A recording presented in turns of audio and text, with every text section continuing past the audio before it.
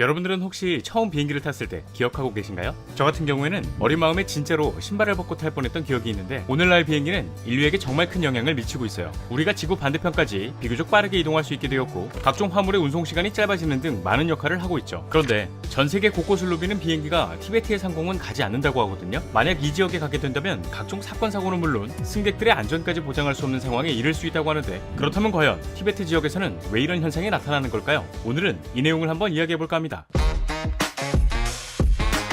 자, 오늘 저와 함께 살펴볼 지식 가이드는 비행기가 티베트를 지나가지 않는 이유입니다.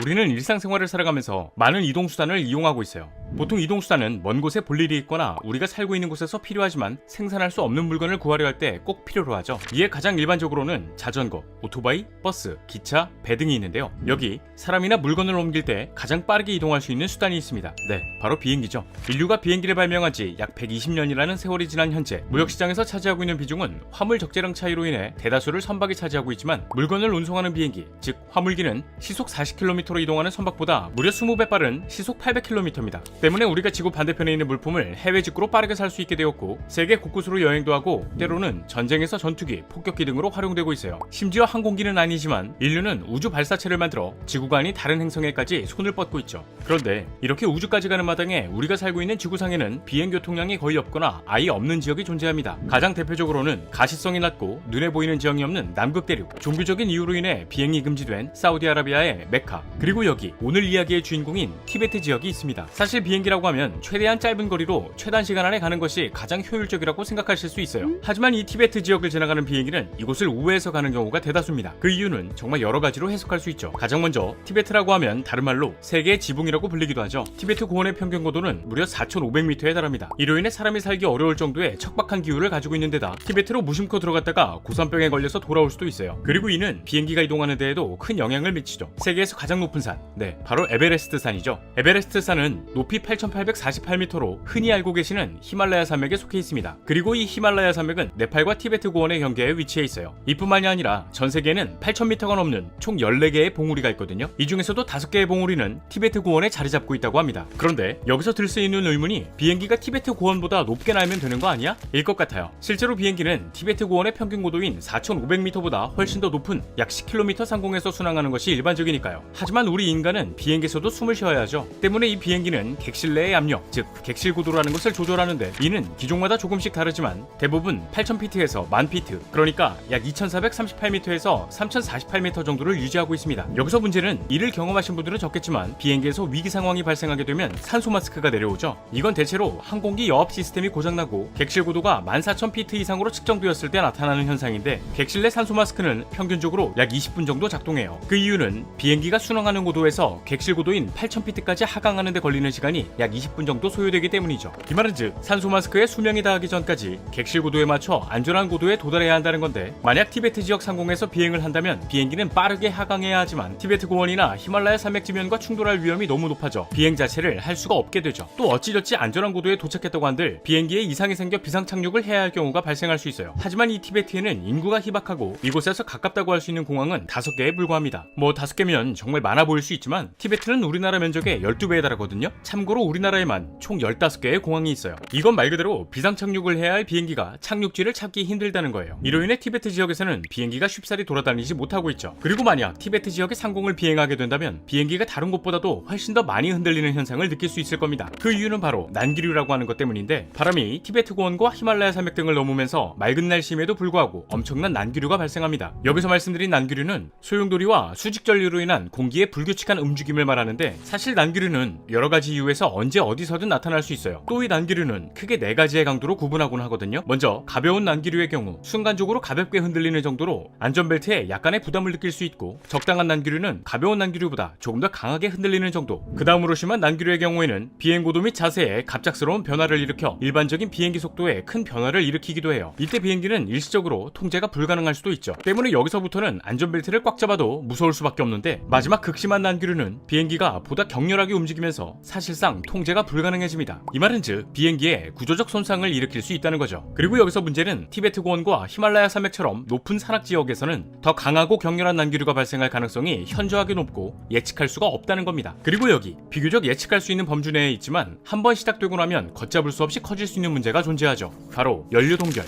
사실 비행기의 연료가 얼어붙는다? 이건 쉽게 상상할 수 없는 일일 가능성이 높아요. 대체로 항공기에 사용되고 있는 연료의 어느 점은 마이너스 47도로 우리가 쉽게 체감할 수 없는 온도니까요. 하지만 비행기가 티베트 고원 상공을 장시간 동안 비행하게 된다면 상황이 조금, 아니 많이 달라질 수 있습니다. 기본적으로 비행기 연료는 얼어붙는 것을 방지하기 위한 이른바 동결 방지제가 첨가되고, 또 비행기는 엔진 오일을 연료와 이른바 열교환을 하면서 연료의 효율을 높이기도 하는데, 이건 연료의 효율을 높이기 위한 목적을 가지고 있지만 간접적으로 연료가 얼어붙는 것을 방지하는 역할을 하기도 하죠. 그런데 이런 다양한 시스템을 가지고 있음에도 불구하고 티베트 고원의 상공은 정말 차갑습니다. 보통 1000피트마다 2도 정도가 감소해 36,000피트에는 표준 외부 공기 온도가 마이너스 56.5도에 달하게 되는데, 티베트 고원 상공을 날아가게 되면 혹독한 바람과 차가운 온도에 지속적으로 노출되어도 할 수 있는 조치가 많지 않아요. 고도를 낮춰 연료의 온도를 높이려고 해도 높은 산지의 지면과 충돌할 가능성이 있기 때문에 하강하지 못하고, 각종 시스템을 이용해 연료가 어는 것을 방지하려 해도 티베트 고원 상공을 장시간 비행한다면 결국에는 연료 및 엔진 오일이 얼어붙기 시작하겠죠. 만약 이렇게 된다면 엔진의 출력이 낮아지면서 실속이 발생하게 됩니다. 이 말은즉 추락할 수 있다는 거죠. 비행기가 추락하게 된다면 살아남을 확률이 정말 낮지만 극적으로 살아남는다고 해서 생존할 가능성은 그렇게 크지 않아요. 티베트 고원이나 히말라야 산맥처럼 험난하고 척박한 지역에서 구조 작업을 진행한다는 것은 거의 불가능에 가깝다고 볼 수 있기 때문이죠. 이로 인해 조종사도 승객들도 비행기의 안전한 순항을 위해선 이 지역을 피해야만 하는 건데, 이런 특징을 가지고 있는 티베트에서도 예외적으로 비행을 하는 경우는 있습니다. 가장 먼저 방금 이야기한 수색 및 구조 작업으로 인한 비행이에요. 이들은 수색 및 구조뿐만이 아닌 의료 대피 작전을 통해 잃어버린 관광객, 부상당한 지역 주민 또는 부상당한 중국 군인을 위해 티베트에서 비행을 하기도 하죠. 아무래도 티베트의 험난한 지형과 부실한 인프라로 인해 응급 상황에서 사람을 살리려면 이 시스템은 반드시 유지되어야 할 것 같아요. 그 다음으로는 바로 중국 군인들의 군사훈련입니다. 중국은 현재 인도와 사이가 굉장히 안 좋죠. 서로의 국경을 맞대고 있는 지역에서 여기 절대로 넘어오지 마라, 넘어오면